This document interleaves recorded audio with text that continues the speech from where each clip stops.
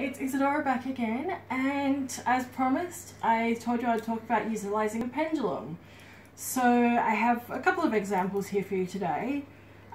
These are the most simplest pendulums you can get on the market. So they just feature a chain, a little handle piece, and the plum, which is generally a piece of crystal. So these are probably the best basic one to go for. Alternatively, I have this one that was actually handmade for me in exchange for a class by a beautiful local artist. So you can see that this one's actually a lot more intense.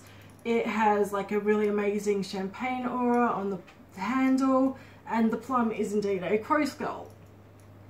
So this, once again, you can see that you can actually dangle it to get a pendulum response out of it. However, for the use of today, we're going to be focusing on the simpler pendulum because it's probably the first one most of you will find and buy. So you've just got your pendulum, you've taken it out of the packet. What do you do now?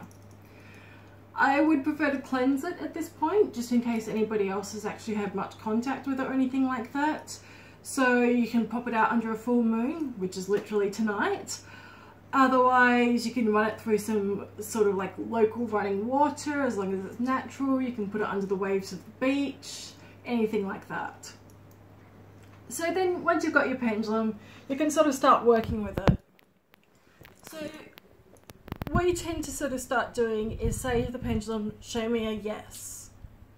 Sit there and wait for it to respond. And then you can say again, show me a yes. And say a third time, show me a yes. What you'll actually start to see is that it starts to produce the same responses each time you're asking it to show you what a yes is. What you'd then do is hopefully have a notebook on hand and actually note down what the response was, and then sit there and say, show me a no. Do that 3 times to determine what a no response for this particular pendulum will be.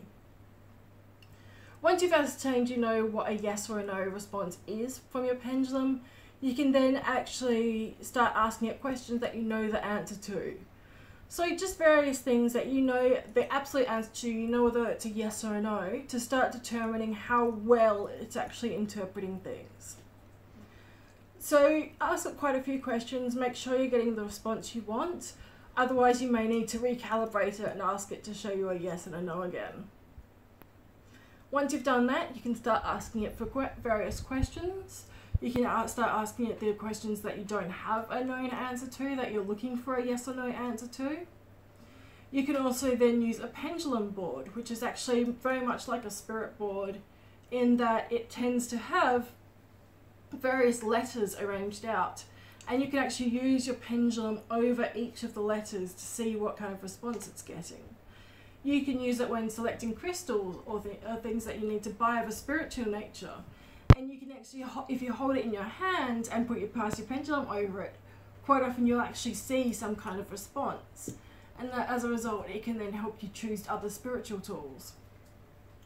If you have something that's missing, you can also use a pendulum to divine the location of it. For instance, if something's in your house, you can walk throughout your house and sort of see that the pendulum's reacting more in a certain area. That's where you sort of start needing to look for things. So there's a great deal of many ways that you can actually utilize a pendulum. Choosing the crystal for your pendulum generally tends to be a choice of what's your favorite crystal or what is going to produce the right results for you. If you're worried about needing protection or anything like that during a fairly sort of spiritual opening, you can use something like hematite or black tourmaline that you can find in a pendulum.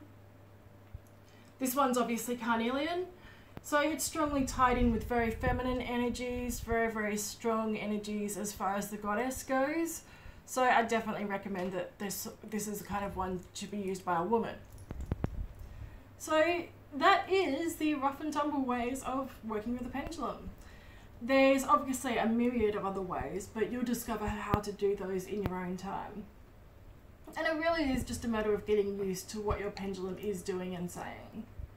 So thank you very much, and I will talk to you very soon again. This has been Ysadora the Hedge Witch for Through Marigna. Thanks!